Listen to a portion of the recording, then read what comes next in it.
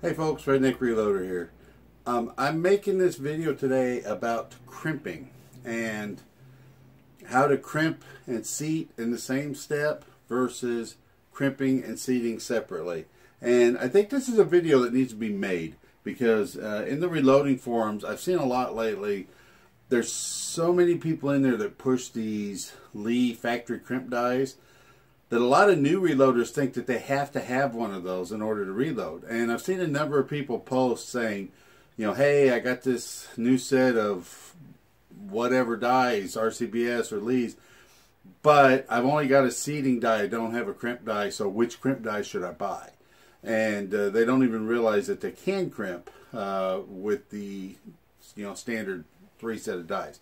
So I'm just going to cover that this morning briefly. I've actually made this video once before, and you wouldn't have known this. I've actually made it, edited it, loaded it up to YouTube, but I never said it to public because I just didn't feel comfortable with it. I felt like I got the message muddled and I wasn't clear, and I just felt like I could do a better job with it. So that's what I'm going to try to do today, is to redo this video and do a better job with it. So stay tuned. And before we get to it, just real briefly, let me mention, if you like what I'm doing, please subscribe, like, and share.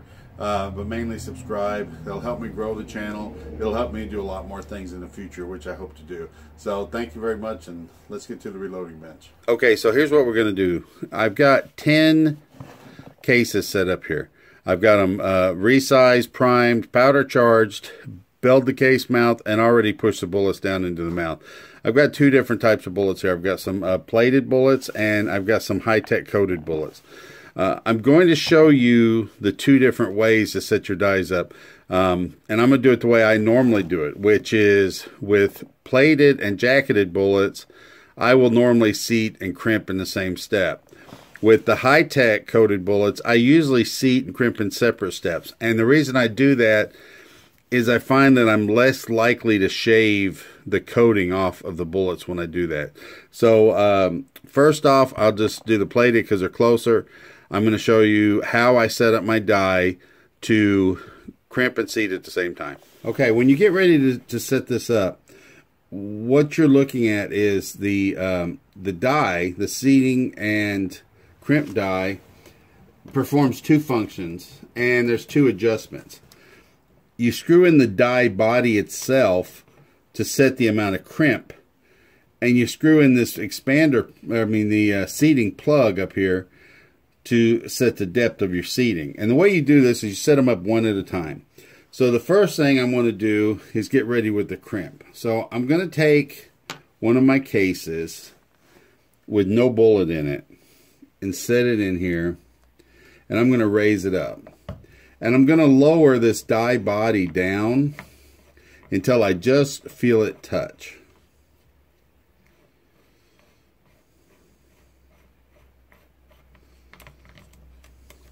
I'm just screwing this nut back so I can screw it down all the way down.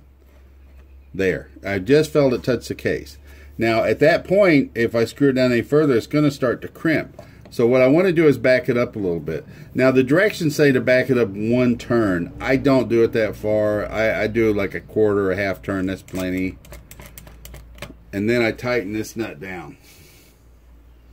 So now what I've got is I can run the case up there, and it's not doing anything. It's not crimping it. It's just on the edge of crimping it. Now, at this point, we're going to set our length. So I'm going to take my case back out, and I'm going to set my bullet back inside the mouth of it. I'm going to put it back in here, and what you would do now, run it back up in there again, and now I'm going to start screwing this seating plug down until I feel it touch the bullet.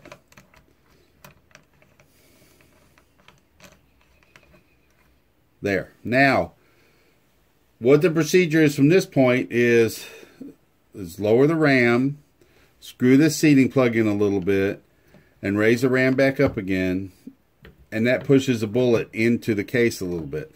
Then, you're supposed to measure it, tighten this down a little bit more, raise it back up again, it pushes the bullet in a little further, you lower it, and you measure it again. And you keep doing that until you get to the correct length.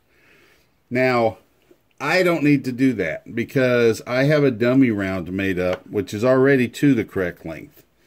It's a dummy round with no primer. I load these bullets a lot. And it just so happens, even though those other bullets are high-tech coated, I'm actually loading them to the same length, so I can use this for it as well. So what I'm going to do with my dummy round at this point is run it up in there, and I can screw this down until I feel it touch my dummy round.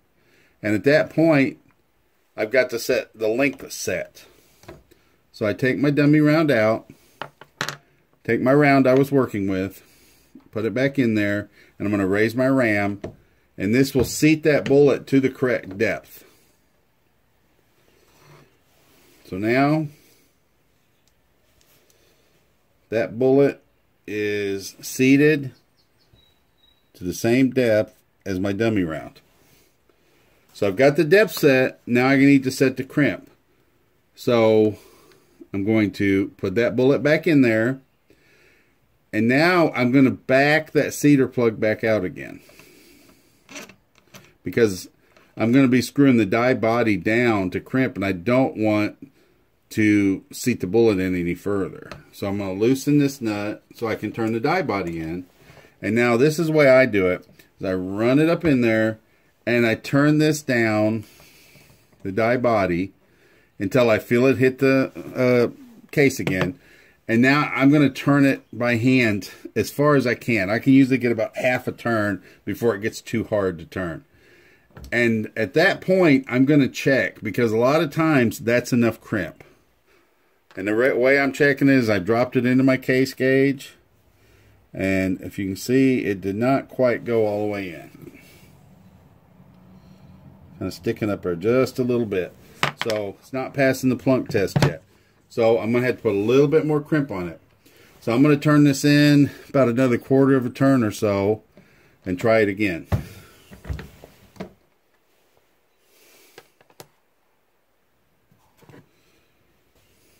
Okay, now that's got it. You can see when I plunk it in, it drops right down flush with the gauge. So now I've got my crimp set where I want it. So now I'm going to take that same bullet, and this bullet's ready to go. It's crimped and the seating depth is set. But we need to get ready for the other ones. So what I'm going to do is run that bullet back up in there, and I'm going to just tighten down the lock ring on the die body. And it's good to do that with the bullet up in there, because that holds the die body steady so you're not turning it while you're turning this nut in. Then I'm going to screw down this plug until it touches. And now I have my seating depth and my crimp both set. So now I'm ready to seat and crimp in one step. So I'm going to set this bullet aside. I'm going to get my next one that's all ready to go. We're going to load it in here. I'm going to run the ram up, and that's going to seat the bullet and crimp it at the same time.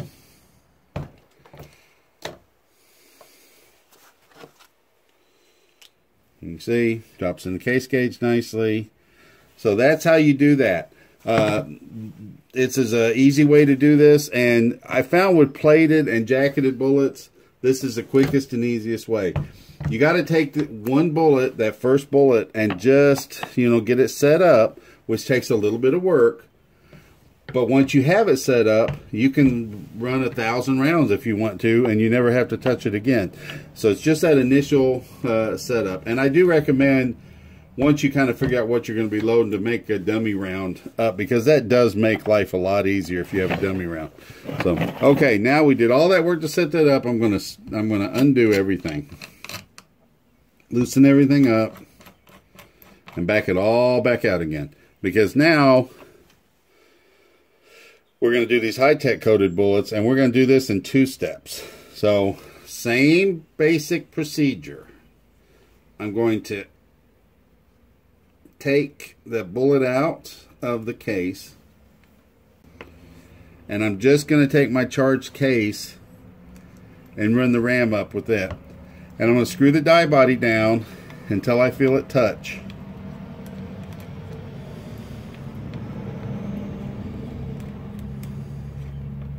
And I'm going to back it up a little bit and tighten down the lock ring. So now I can run the case up in there, and I'm not crimping. Now I'm going to take my dummy round, and I'm going to run it up in there, and I'm going to screw down the seater plug until it touches. And that sets my bullet seating depth. Looks very familiar. Same way as we did the other one. Now here's where things are different. I'm going to put in this bullet, and I'm going to go ahead and seat it. Okay, now with the other one, what we would do at this point is to back that back out and adjust the crimp. But I'm not going to do that. I'm going to go through and I'm going to seat the bullet depth on every one of the bullets that I'm loading. If I was loading 500, I would do all 500 this way. And all I'm doing here is seating the depth. I haven't put any crimp on.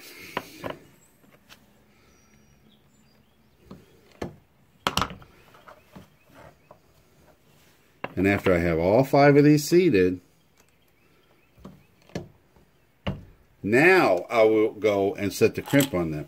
The reason for doing them separate is, the reason I do them separate is with the high-tech coated bullets, as you're seating that bullet into your case, when it gets right to the end, that crimp is coming in. And I just find with the high-tech coated bullets sometime, when you do them both at the same time, right at the end, if you get that crimp a little too soon, it bites into the bullet and will shave a little bit of that coating off. I've got a bullet over here that I pulled the other day. This was a 40 cal, and it didn't go well. It was a problem with the case. It bolts and stuff. But I just want to show you an example of what I'm talking about. This is where you can kind of get that shaving right at the end if it crimps a little bit too soon. You can see there's no shaving anywhere else. The bullet seated and they're real nice. But just at the very end, as it tried to crimp, it shaved that coating off. So in order to avoid that, you can seat and crimp in 2 separate steps. So now I've got all my bullets seated. So now it's time to crimp them all. So I'm going to back out my seater plug.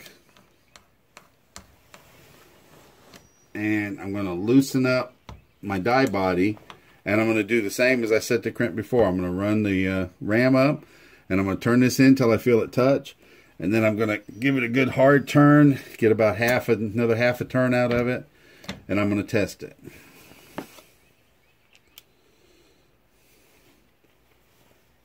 And that actually dropped in there pretty good. So I'm going to give it just a little more, like 1/8 of a turn more to make sure. I'm going to run that up in there to hold that die body steady while I twist down that lock ring.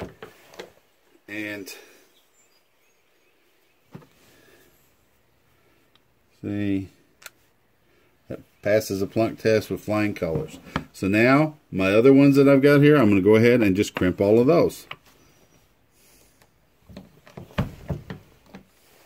And like I said, if you're doing 500, then you go through and you crimp all 500. So it is adding another step, and it's kind of, I guess if you're doing a large quantity, it's a little bit more tedious, but I don't mind taking the time to do the extra step if it makes for better quality ammo. So that's about all I've got today. This wasn't a real deep subject to get into. It was just something I wanted to touch on and felt like there might be a little confusion out there with some people, and I wanted to try to clear that confusion up. So that's all I've got for today. We'll just wrap this one up.